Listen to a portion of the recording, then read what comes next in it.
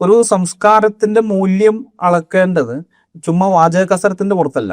ആ സംസ്കാരം അതിനകത്തുണ്ടായിരുന്ന മനുഷ്യർക്കും അതിന്റെ പുറത്തുള്ള ആളുകൾക്കും ഒക്കെ എന്ത് നൽകി എന്നുള്ള അതാണ് പരിഗണന വിധേയമാക്കേണ്ടത്. ഇപ്പൊ അതിനകത്ത് ഉള്ള ജനങ്ങളെ തുല്യരായിട്ട് പരിഗണിച്ചിരുന്നു.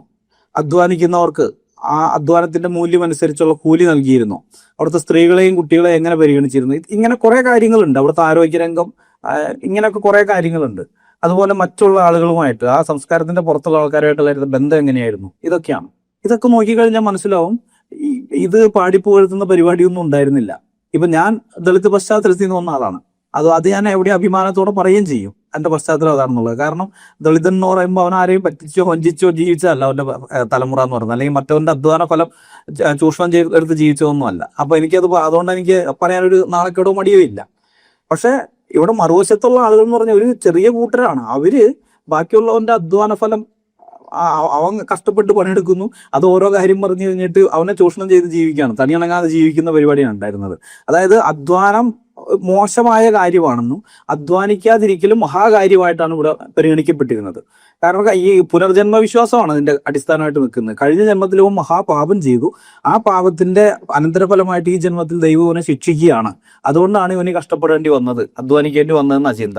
അപ്പൊ യഥാർത്ഥത്തിൽ അധ്വാനിക്കുക എന്ന് പറയുന്നത് മഹത്തായ കാര്യമാണ്. ഇവിടെ ഈ ഒരു സംസ്കാരത്തിൽ മാത്രം അത് അങ്ങനെയായിരുന്നില്ല. അധ്വാനിക്കുന്നത് ഏറ്റവും മോശം കാര്യമായിട്ട് കണ്ടിരുന്നു. അപ്പൊ ഇങ്ങനെയൊക്കെയുള്ള ഒരു സംസ്കാരത്തെ, പിന്നെ സ്ത്രീകളോടുള്ള കാര്യത്തിൽ നോക്കിയാൽ സ്ത്രീകൾക്ക് വിദ്യാഭ്യാസം എന്ന് പറയുന്ന സംഗതി ഒന്നുമില്ല. ഞാനൊരു പുസ്തകം ഇതാക്കി തരാം.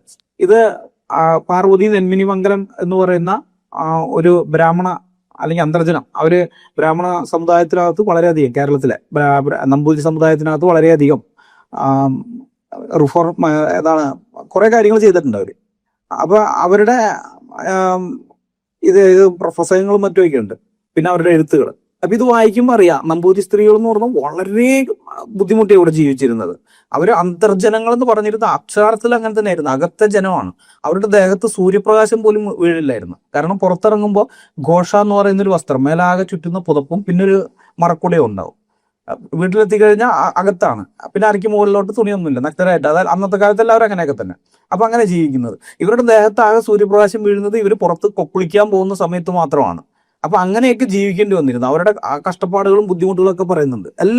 എല്ലാ മനുഷ്യരെയും ദുരിതത്തിലാക്കിയ ഒരു സംസ്കാരമായിരുന്നത്. ഇതിന്റെ അകത്തുനിന്ന് ആകെ എന്റെ ഗുണം കിട്ടിയിട്ടുള്ളതെന്ന് പറഞ്ഞാൽ ബ്രാഹ്മണ വിഭാഗത്തിൽപ്പെട്ട ആളുകൾ. ഇനി കേരളത്തിലേക്ക് വരുമ്പോൾ എല്ലാ ബ്രാഹ്മണർക്കും ഇല്ല, അല്ലെങ്കിൽ നമ്പൂതിരി സമുദായത്തിലെ എല്ലാവർക്കും ഇല്ല.